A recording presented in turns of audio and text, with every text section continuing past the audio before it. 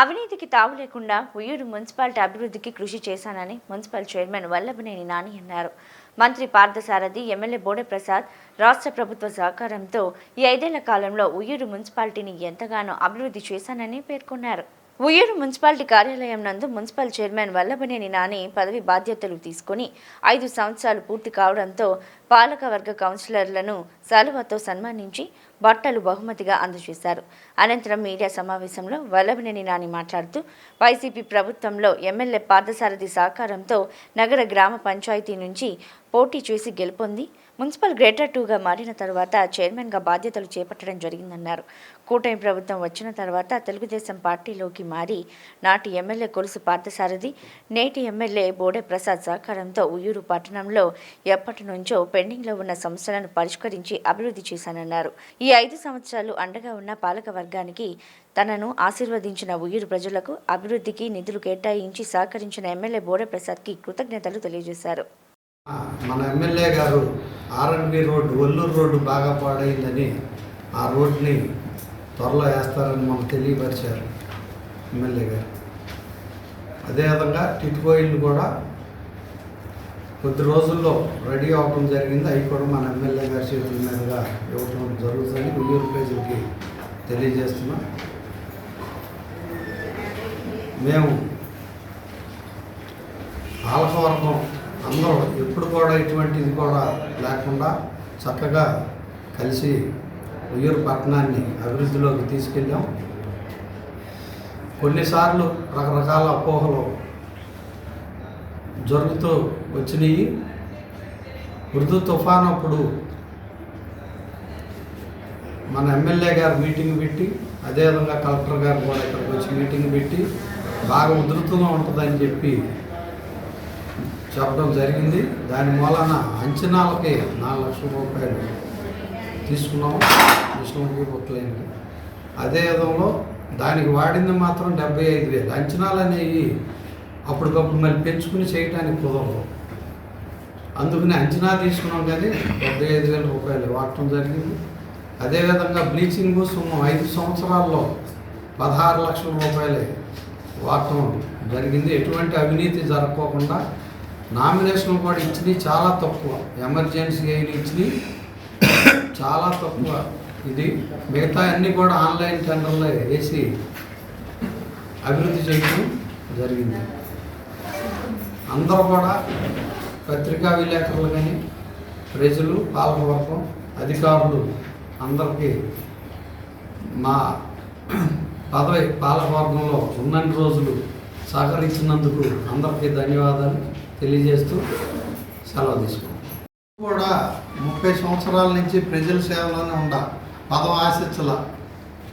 ఎప్పుడు కూడా పండుగారు ఉన్నప్పటి నుంచి కూడా ప్రతిరోజు మూలల్లో శ్మశానాలకి అడిగినా బాగు చేయటం. కానీ మొన్న కూడా వెండిగుంటలో 2 శ్మశానం, అరిజనవాడ ఊళ్ళో ఉన్న శ్మశానం అడగటం వల్ల మిషన్ బాగు చేపిస్తూ ఉంటా. ఎక్కడన్నా దొంగ రోడ్లు ఉన్నా కూడా నా సొంత డబ్బులతో మిషన్ పెట్టి ఏదన్నా ట్రాఫిక్కి కనపడకోకుండా ఇబ్బంది పడతారు, యాక్సిడెంట్లు అయితే చాలా ఇబ్బంది జరుగుతుందని ఎప్పుడు కూడా ఎమ్మటే మిషనాలకు చెప్పి పంపించి అలాంటి చెట్లు అవి కనపడే విధంగా తొలగించడం జరుగుతుంది. ముందు కూడా ఆ సేవల్లో, ఇప్పుడు కాదు 30 సంవత్సరాల నుంచి కూడా సేవలు చేస్తూనే ఉన్నాను. ముందు కూడా అలాంటి సేవల్లో ఉంటాను. కాకపోతే కొంత మేము వ్యవసాయం కాబట్టి కొంత లిమిట్ వరకే ఖర్చు చేయగలుగుతాం, కానీ ఎక్కువ అధికంగా చేయలేము. దానికి కూడా అనుకున్న దాని వరకు చేస్తాం. ఎటువంటి అవినీతికి పాల్పడకుండా 5 సంవత్సరాల మున్సిపాలిటీని ముందుకు తీసుకెళ్ళినందుకు అందరికీ ధన్యవాదాలు తెలియజేస్తాం. మన పెనమలూరు నియోజకవర్గం ఉయ్యూరు నగర పంచాయతీలో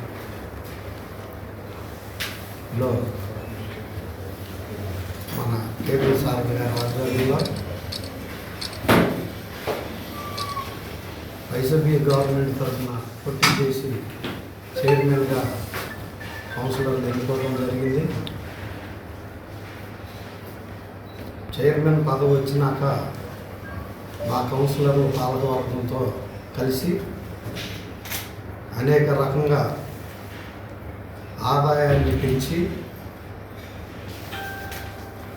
నగర పంచాయతీని గ్రేడ్ 2 మున్సిపాలిటీగా చేయడం జరిగింది. అదేవిధంగా చాలా మటుకి 90% డ్రైన్లు, 95% సీసీ రోడ్లు కానీ తార్ రోడ్లు వేయటం కూడా లేని చోట వేయటం జరిగింది. తర్వాత మన బోడే ప్రసాద్ గారు ఎమ్మెల్యే గారి ఆధ్వర్యంలో కూడా ఇద్దరు కూడా నాకు చక్కటి సహకారం అందించి నందుకు శారద గారికి మన ఎమ్మెల్యే బోడే ప్రసాద్ గారికి ప్రత్యేకమైన ధన్యవాదాలు తెలియజేస్తున్నాను. అదేవిధంగా మన ఉయ్యూరు పట్టణ ప్రజలు కూడా అందరూ పనులున్నా కూడా అడిగి చేయించుకుని సహకరించడం జరిగింది. ఉయ్యూరు పట్టణ ప్రజలకు కూడా ధన్యవాదాలు తెలియజేస్తున్నాను. ఇప్పుడు ఎప్పుడో అర్జున్వాడ ఎస్సీ సబ్ ప్లాన్ ఉన్నప్పుడు 2 కోట్ల రూపాయలు పెట్టడం జరిగింది. అది ఆ టైంలో ఒక 2 కోట్ల రూపాయలు ఎస్సీ సబ్ ప్లాన్ వెళ్ళిపోవడం జరిగింది.